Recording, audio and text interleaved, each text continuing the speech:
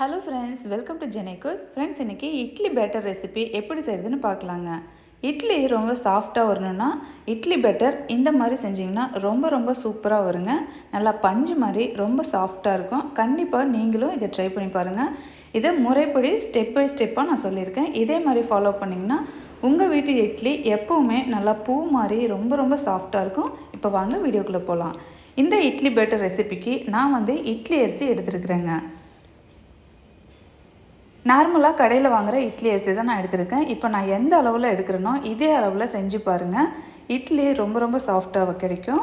இப்போ ஒரு பாத்திரம் எடுத்துக்கோங்க. அதில் ஏதாவது ஒரு மெஷரிங் கப் எடுத்துக்கோங்க. நான் ஒரு டம்ளர் எடுத்திருக்கேன். இதில் 6 டம்ளர் அளவுக்கு இட்லி அரிசி நான் சேர்க்குறேன்.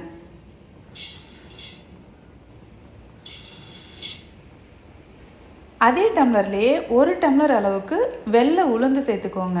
நீங்கள் தோலோடு சேர்க்குற மாதிரி இருந்தாலும் 1 டம்ளர் அளவுக்கு நீங்கள் சேர்த்துக்கோங்க.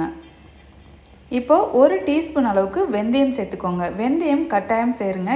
சேர்த்திங்கன்னா தான் இட்லி ரொம்ப வாசனையாக இருக்கும். பாரம்பரியமாக இட்லி கூட வெந்தயம் சேர்த்து தான் செய்வாங்க. நீங்கள் உளுந்தும் அரிசியும் ஊற வைக்கிறதுக்கு முன்னாடியே நீங்கள் 1 மணி நேரத்துக்கு முன்னாடி நீங்கள் வெந்தயத்தை ஊற வச்சுருங்க. இப்போது உளுந்தையும் அரிசியும் நல்லா கழுவிக்கலாம். ஊற வைக்கிறதுக்கு முன்னாடியே ஒவ்வொன்றையும் 3 டைம் நல்லா கழுவிட்டு நீங்கள் ஊற வச்சுக்கலாம். ஊற வைக்கிற டைம் பார்த்திங்கன்னா 1 மணி நேரம் நீங்கள் ஊற வச்சிங்கன்னா போதும். உளுந்துக்கு 1 மணி நேரத்துலேருந்து 3/4 மணி நேரம் ஊறினாலே போதும். நான் இன்றைக்கி 1 மணி நேரம் ஊற வைக்கிறேன். அரிசியை இப்போ 3 டைம் நல்லா களைஞ்சி எடுத்தாச்சு. இப்போ தண்ணி ஊற்றி வச்சுட்டேன். உளுந்தையும் அதே மாதிரி நல்லா கழுவிட்டு ஊற வச்சுருங்க. ஊற வச்சதுக்கப்புறமா நீங்கள் கழுவுனீங்கன்னா அரிசி உளுந்தில் உள்ள சத்துலாம் வேஸ்ட் ஆகும். அதனால தான் நம்ம முன்னாடியே இந்த மாதிரி கழுவிட்டு ஊற வைக்கிறோம்.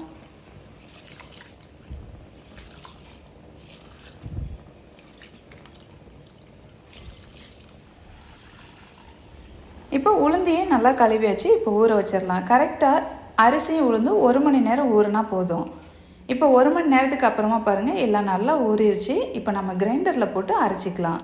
இப்போ எல்லாம் நல்லா ஊறியாச்சு. இப்போ நம்ம கிரைண்டரில் போட்டு ஆட்டிக்கலாம்.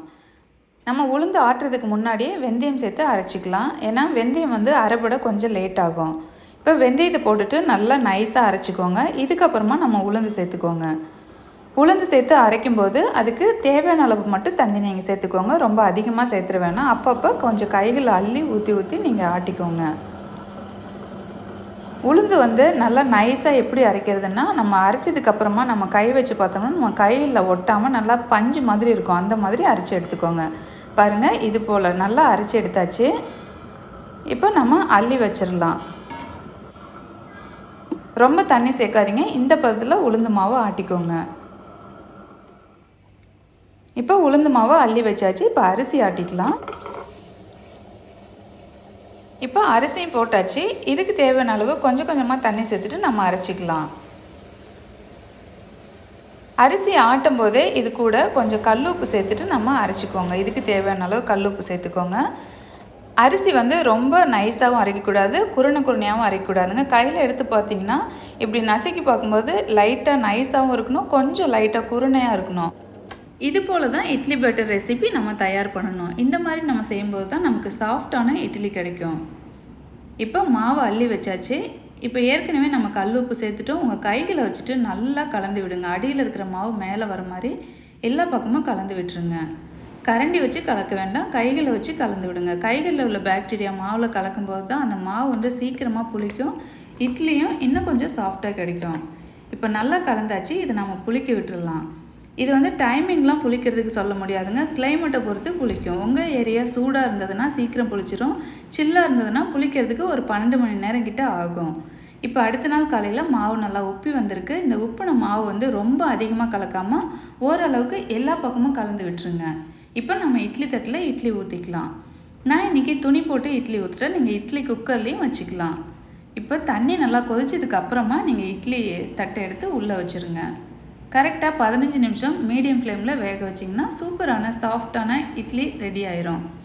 ஃப்ரெண்ட்ஸ், இதே மாதிரி இட்லி பேட்டர் ரெசிபி தயார் பண்ணிவிட்டு உங்கள் வீட்டில் சாஃப்டான இட்லி தயார் பண்ணுங்கள். இப்போ துணியிலேருந்து நம்ம வெளியே எடுத்துட்டோம். இந்த இட்லி நான் உடைச்சி காட்டுறேன் பாருங்கள், அவ்வளோ சாஃப்டாக இருக்கும். இந்த இட்லி பேட்டர் ரெசிபி ஒவ்வொருத்தரும் ஒவ்வொரு அளவுகளோடு பண்ணுவாங்க. எனக்கு இந்த அளவு தான் கரெக்டான சாஃப்டான இட்லிக்கு செட் ஆகுது. இந்த இட்லி பட்டர் ரெசிபி உங்களுக்கு பிடிச்சிருந்தா இதுக்கு ஒரு லைக் கொடுங்க, ஒரு கமெண்ட் பண்ணுங்கள், உங்கள் ஃப்ரெண்ட்ஸ் அண்ட் ரிலேட்டிவ் கூட ஷேர் பண்ணுங்கள். தேங்க்யூ.